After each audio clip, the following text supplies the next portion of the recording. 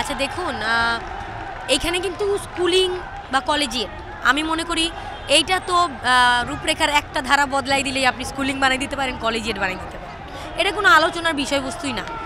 আমরা কিন্তু আজকে অধ্যাদেশের দাবিতে আসছি, যেইভাবেই হোক একটা বিশ্ববিদ্যালয় তো হবে, তাহলে সেই সমন্বয়ের দায়িত্বটা স্কুলিং হবে না কলেজিয়েট হবে, এইখানে রূপরেখা যতগুলো শিক্ষার্থীর স্বার্থবিরোধী সিদ্ধান্তগুলো আছে সেগুলো বাতিল করে প্রয়োজনে সেই সমন্বয়টা করে রাষ্ট্র করবে, সেটা করে আপনার বিশ্ববিদ্যালয় দিতে হবে। আমার মনে হয় এই যে দ্বন্দ্বটা, এটা একদম শুধু শুধু দ্বন্দ্ব। আমার মনে হয় যে এই দ্বন্দ্বটা টেবিলে বসে সমাধান করা যায়। শিক্ষকরা যেটা করছেন যে ইন্টারের শিক্ষার্থীদের উস্কে দিচ্ছেন নানানভাবে, তাদেরকে ভুল বোঝাচ্ছেন।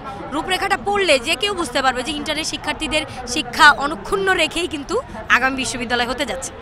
অর্থাৎ ফলে ইন্টারের শিক্ষার্থীদের সাথে বিশ্ববিদ্যালয় হওয়ার কোনো বিরোধিতা নাই। তারপরেও যারা বিরোধিতা করছে, আমার মনে হয় যে তা বিরোধিতা করাচ্ছে যাদেরকে দিয়ে, আমার মনে হয় তাদের অধ্যাদেশটা ভালো করে পড়া দরকার। পড়লেই তারা বুঝতে পারবে যে এর বিরোধী কিছু নাই।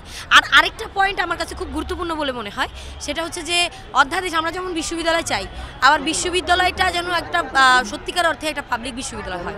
পাবলিক বিশ্ববিদ্যালয় আদালতে যেন কোনো একটা প্রাইভেট বিশ্ববিদ্যালয় না হয়, এই কথাগুলো আমরা বলছি।